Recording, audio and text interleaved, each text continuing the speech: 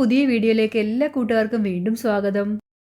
വളരെ ടേസ്റ്റി ആയിട്ടുള്ള ചേന റെസിപ്പിയാണ് നിങ്ങളുമായിട്ട് പങ്കുവയ്ക്കുന്നത്. ചോറിൻ്റെ കൂടെ മാത്രമല്ല, ചപ്പാത്തിയുടെ കൂടെ വേണമെങ്കിലും നമുക്ക് സെർവ് ചെയ്യാൻ പറ്റിയിട്ടുള്ള വളരെ ടേസ്റ്റി ആയിട്ടുള്ള ഒരു ചേന റെസിപ്പി. നമ്മൾ ചിക്കൻ കറിയൊക്കെ തയ്യാറാക്കി എടുക്കുന്ന അതേ ടേസ്റ്റിൽ നമുക്കിത് തയ്യാറാക്കി എടുക്കാനായിട്ട് സാധിക്കും. ഒന്ന് കണ്ടു നോക്കിയാലോ. ഈ കറി തയ്യാറാക്കി എടുക്കുന്നതിന് നമുക്ക് വേണ്ടത് ചേനയാണ്. ഈ വലിപ്പമുള്ള ഏകദേശം ഒരു 1/2 കിലോയോളം ഉണ്ട്. ഞാൻ ചേന എടുത്തിട്ടുണ്ട്. ഇനി ഇതൊന്ന് തൊലിയെല്ലാം ചെത്തി നമുക്ക് കഴുകി വൃത്തിയാക്കി എടുത്തുകൊണ്ട് വരാം. ചേനയുടെ തൊലിയെല്ലാം കളഞ്ഞ് കഴുകി വൃത്തിയാക്കി എടുത്ത് വെച്ചിരിക്കുന്നതാണ്. ഇനി നമുക്ക് ഇച്ചിരി കട്ടിയിൽ ഇതൊന്ന് കട്ട് ചെയ്തെടുക്കുകയാണ്. ഒത്തിരി അങ്ങ് കനം കുറയ്ക്കേണ്ട, ഇച്ചിരി കട്ടിയിൽ തന്നെ നമുക്ക് ഇതുപോലെ ഒന്ന് സ്ലൈസ് ചെയ്തെടുക്കണം. ചേനയൊക്കെ അരിയുമ്പോൾ കൈ ചൊറിയുന്നവരാണെങ്കിൽ കുറച്ച് കൊയിലൊന്ന് തടവിയിട്ട് അരിയുകയാണെങ്കിൽ ഒട്ടും തന്നെ ചൊറിയാതെ നമുക്ക് അരിഞ്ഞെടുക്കാനായിട്ട് സാധിക്കും. ഈ ഒരു കട്ടിയിലാണ് ഞാൻ ചേനയുടെ പീസസ് എല്ലാം ഒന്ന് നുറുക്കിയെടുക്കുന്നത്. മുറിച്ചെടുത്തിരിക്കുന്ന ചേനയുടെ കഷ്ണങ്ങളെല്ലാം ഇഡ്ഡലി ചെമ്പിലോട്ട് വെച്ചുകൊണ്ട് നമുക്കൊന്ന് ആവി കൊള്ളിച്ചെടുക്കണം. അതുകൊണ്ടാണ് കട്ടിക്ക് അരിയണമെന്ന് പറയുന്നത്. അങ്ങനെയാണെങ്കിൽ ആവി കൊള്ളുന്ന സമയത്ത് അങ്ങ് വെന്ത് കുഴഞ്ഞു പോകാതിരിക്കാനായിട്ട് സഹായിക്കത്തുള്ളൂ. അല്ലാന്നുണ്ടെങ്കിൽ നമ്മൾ കനം കുറച്ചരിയുമ്പോഴത്തേക്കിന് ആവി കൊള്ളുമ്പോഴത്തേക്കിന് അതങ്ങ് ഉടഞ്ഞു പോകുമല്ലോ നമ്മൾ പിന്നീട് എടുക്കുമ്പോൾ. അടച്ചു വെച്ചൊരു 10 മിനിറ്റ് നമുക്കൊന്ന് വേവിച്ചെടുക്കണം. ഒത്തിരി അങ്ങ് വെന്ത് ഉടഞ്ഞു പോകുന്ന രീതിയിൽ വേവിച്ചെടുക്കരുത്. അല്ലാത്ത ഒരു പരുവമുണ്ടല്ലോ, ആ ഒരു രീതിയിലാണ് നമുക്ക് വേവിച്ച് കിട്ടേണ്ടത്. അപ്പോൾ അതുവരെ നമുക്കൊന്ന് വെയിറ്റ് ചെയ്യാം. ഏകദേശം ഒരു 10 മിനിറ്റോളം ഞാൻ ആവി കൊള്ളിച്ചെടുത്തിട്ടുണ്ട്. ഒരു ടൂത്ത് പീക്കോ കമ്പിയോ എന്തെങ്കിലും ഉപയോഗിച്ചിട്ടൊന്ന് കുത്തി നോക്കുമ്പോൾ കഷ്ണങ്ങളൊക്കെ ഒന്ന് വെന്ത് കിട്ടുന്ന ഒരു പരുവുണ്ടല്ലോ, നമുക്ക് കുത്താനായിട്ട് പറ്റുന്ന ആ ഒരു പരുവത്തിൽ എനിക്ക് ചേനയുടെ കഷ്ണങ്ങളൊക്കെ കിട്ടിയിട്ടുണ്ട്. ഇനി ഒന്ന് ചൂടാറുന്നതിന് വേണ്ടിയിട്ട് നമുക്കൊന്ന് മാറ്റി വയ്ക്കാം. വെന്ത് കിട്ടിയ ഈ പീസസ് എല്ലാം നമുക്ക് ചൂടാറുന്നതിന് വേണ്ടിയിട്ട് മറ്റൊരു പാത്രത്തിലോട്ട് മാറ്റി കൊടുക്കേണ്ടതാണ്. ഇഡ്ഡലി പാത്രത്തിൽ വീണ്ടും ഇരുന്ന് കഴിഞ്ഞാൽ അത് വെന്തങ്ങ് ഉടഞ്ഞു പോകും. അപ്പോൾ നമുക്ക് ഉടയാതെ വേണം കിട്ടാനായിട്ടും.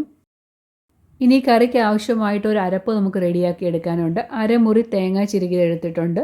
1/2 ടീസ്പൂൺ അളവിൽ പെരിഞ്ജീരകം, വലിയ ജീരകമുണ്ടല്ലോ, അതാണ് എടുത്തേക്കുന്നത്. പിന്നെ ഒരു 10 പീസോളം കശുവണ്ടിയും കൂടെയുണ്ട്.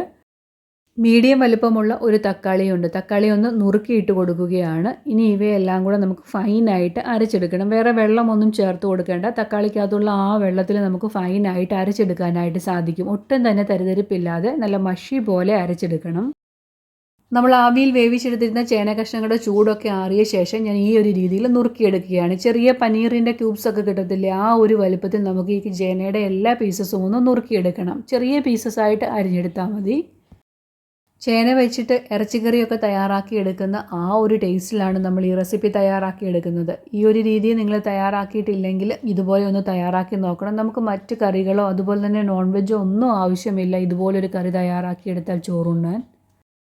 ചേനയുടെ കഷ്ണങ്ങൾ നമ്മൾ ആവി കൊള്ളിച്ചെടുക്കുമ്പോൾ ഒത്തിരി അങ്ങ് വെന്തു പോയി കഴിഞ്ഞാൽ നമുക്ക് ഈ ഒരു രീതിയിൽ നുറുക്കിയെടുക്കാനായിട്ട് പറ്റത്തില്ല. അതുകൊണ്ടാണ് പറയുന്നത് ഒത്തിരി അങ്ങ് വെന്തു പോകരുതെന്ന്. അങ്ങനെയാണെങ്കിൽ നമ്മളിങ്ങനെ അരിയുന്ന സമയത്ത് പൊടിഞ്ഞു പോകത്തതേ ഉള്ളൂ. ഇത് കറക്റ്റ് വേവായതുകൊണ്ടാണ് എനിക്ക് ഇതുപോലെ അരിയാനായിട്ട് പറ്റുന്നത്. ചേനയുടെ കഷ്ണങ്ങളെല്ലാം അരിഞ്ഞെടുത്ത ശേഷം ഇതിലോട്ട് കുറച്ച് പൊടികളൂടെ നമുക്ക് ചേർത്ത് കൊടുക്കണം. 1 ടീസ്പൂൺ അളവിൽ കാശ്മീരി മുളക് പൊടി, 1/4 ടീസ്പൂൺ മഞ്ഞൾപ്പൊടിയും അതോടൊപ്പം തന്നെ ഒരു 1/4 ടീസ്പൂൺ അളവിൽ ഗരം മസാലപ്പൊടിയുമാണ് ചേർത്ത് കൊടുത്തേക്കുന്നത്. ഈ മസാലയ്ക്ക് ആവശ്യമായിട്ടുള്ള ഉപ്പും കൂടെ ചേർത്ത് കൊടുക്കണം. ഇനി നമ്മളിവിടെ കുഴച്ചെടുക്കുന്നത് വെള്ളമൊന്നും ചേർത്തിട്ടല്ല. അധികം പുളിയില്ലാത്ത 1 ടേബിൾ സ്പൂൺ അളവിൽ തൈരും കൂടെ ചേർത്ത് കൊടുത്തിട്ട് നല്ല രീതിയിൽ നമുക്കിതൊന്ന് യോജിപ്പിച്ചെടുക്കണം. നമ്മളൊരു ഫിഷ് ഫ്രൈ ഒക്കെ തയ്യാറാക്കി എടുക്കുമ്പോൾ എങ്ങനെ മസാല പുരട്ടുന്ന ആ ഒരു രീതിയിൽ ചേനയുടെ കഷ്ണങ്ങളോട് മസാലയെല്ലാം പിടിക്കത്തക്ക രീതിയിൽ കൈകൊണ്ട് നല്ല രീതിയിൽ തന്നെ ഒന്ന് യോജിപ്പിച്ചെടുക്കുക. ഇനി നമ്മളിത് റെസ്റ്റ് ചെയ്യാനൊന്നും വെക്കുന്നില്ല. അന്നേരം തന്നെ ഇത് ഫ്രൈ ചെയ്തെടുത്തിട്ട് ബാക്കി കറി തയ്യാറാക്കി എടുക്കുകയാണ്.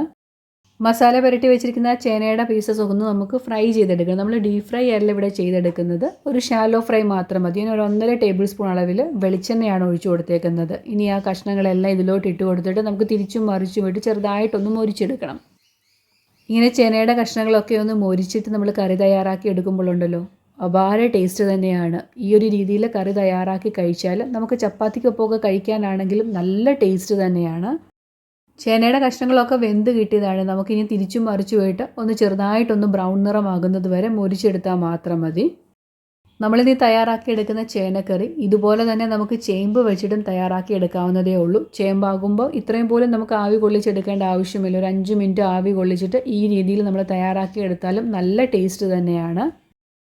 ചേനയുടെ കഷ്ണങ്ങളെല്ലാം തിരിച്ചും മറിച്ചു വിട്ടുകൊണ്ട് ഇതുപോലെ ഒരു നിറമൊക്കെ മാറി വന്നപ്പോഴത്തേക്കിനും ഞാനൊരു പ്ലേറ്റിലോട്ട് മാറ്റി വയ്ക്കുകയാണ്. ഇനി നമുക്ക് കുറച്ച് മസാലക്കൂട്ടൂടെ റെഡിയാക്കി എടുക്കാനുണ്ട്. ഇതേ പാനിലോട്ട് തന്നെ ഞാൻ ഒരു 1 ടേബിൾ സ്പൂൺ അളവിൽ വെളിച്ചെണ്ണയാണ് ഒഴിച്ചു കൊടുത്തേക്കുന്നത്. വെളിച്ചെണ്ണയിൽ തന്നെ തയ്യാറാക്കി എടുക്കണം, എന്നാലേ കറക്റ്റ് ടേസ്റ്റ് കിട്ടുകയുള്ളൂ.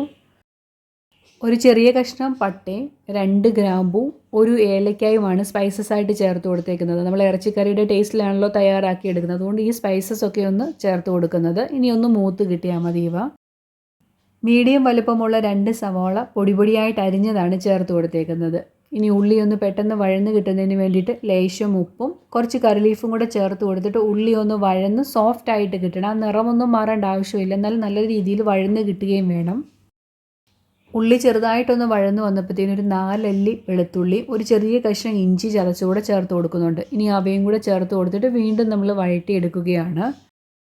ഇന്നത്തെ ഈ റെസിപ്പി നിങ്ങൾക്ക് ഇഷ്ടപ്പെടുകയാണെങ്കിൽ ഒന്ന് ലൈക്ക് ചെയ്യാനും ആദ്യമായിട്ട് എൻ്റെ വീഡിയോ കാണുന്ന കൂട്ടുകാർ ആരെങ്കിലും ഉണ്ടെങ്കിൽ ഒന്ന് സബ്സ്ക്രൈബ് ചെയ്ത് കൂട്ടാക്കാനും മറന്നു പോകല്. നിങ്ങൾ സബ്സ്ക്രൈബ് ചെയ്യുന്നതിനോടൊപ്പം അടുത്തുള്ള ബെല്ലൈക്കണും കൂടി പ്രസ് ചെയ്ത് ഓൾ എന്നുള്ള ഓപ്ഷൻ ടിക്ക് ചെയ്താൽ മാത്രമേ കറക്റ്റായിട്ട് നോട്ടിഫിക്കേഷൻ കിട്ടുകയുള്ളൂ.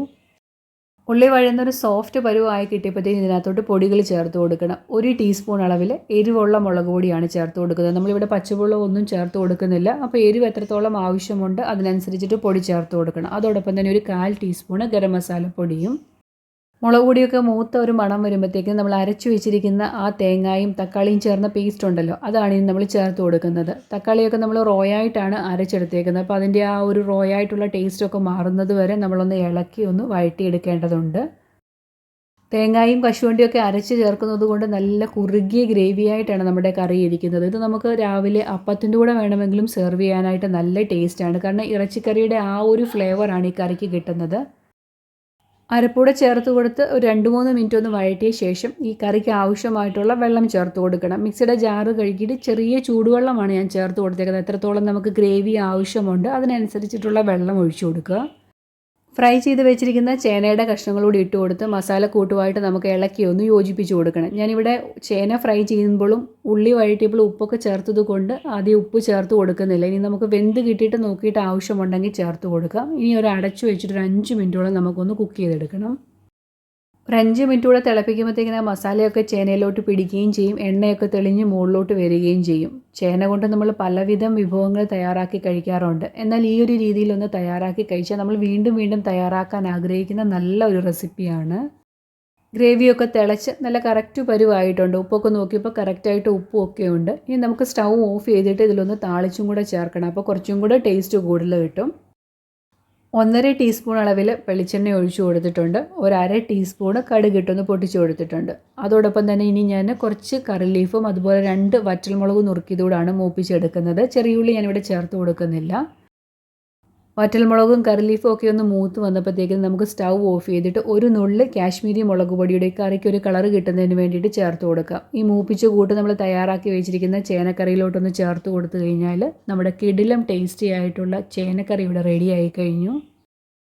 ഇനി ചേനയൊക്കെ വാങ്ങിക്കുമ്പോൾ ഈ ഒരു രീതി നിങ്ങളൊന്ന് തയ്യാറാക്കി നോക്കിക്കേ. ചേന ഇതുപോലെ ഒന്ന് വേവിച്ചിട്ട് മസാലയൊക്കെ പുരട്ടിയിട്ടൊന്ന് ഫ്രൈ ചെയ്തിട്ട് നമ്മൾ തയ്യാറാക്കുമ്പോൾ അതിൻ്റെ ടേസ്റ്റ് എന്ന് പറയുന്ന ഒന്ന് വേറെ തന്നെയാണ്. നമ്മൾ ചിക്കൻ കറിയൊക്കെ തയ്യാറാക്കി എടുക്കുന്ന അതേ രുചി തന്നെയാണ് ഈ ചേനക്കറിക്ക് കിട്ടുന്നത്.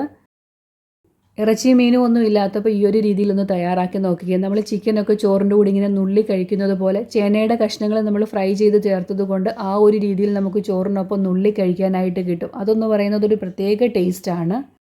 ഇന്നത്തെ ഈ കുഞ്ഞു വീഡിയോ ഞാൻ ഇവിടം കൊണ്ട് അവസാനിപ്പിക്കുകയാണ്. ഈ റെസിപ്പി നിങ്ങൾ ഒരു തവണ തയ്യാറാക്കി ഇഷ്ടപ്പെടുകയാണെങ്കിൽ നിങ്ങളുടെ ഫ്രണ്ട്സിനും റിലേറ്റീവ്സിനും ഒന്ന് ഷെയർ ചെയ്ത് ഈ കുഞ്ഞു ചാനലിനൊരു സപ്പോർട്ടും കൂടെ തരാൻ മറന്നു പോകല്. ഇതുവരെയും തന്ന സപ്പോർട്ടിന് വളരെയധികം നന്ദിയുണ്ട്. തുടർന്ന് നിങ്ങളുടെ സപ്പോർട്ട് ഉണ്ടാകണം. വീണ്ടും അടുത്ത ദിവസം മറ്റൊരു വീഡിയോയിൽ നമുക്ക് കണ്ടുമുട്ടാം. Thanks for watching.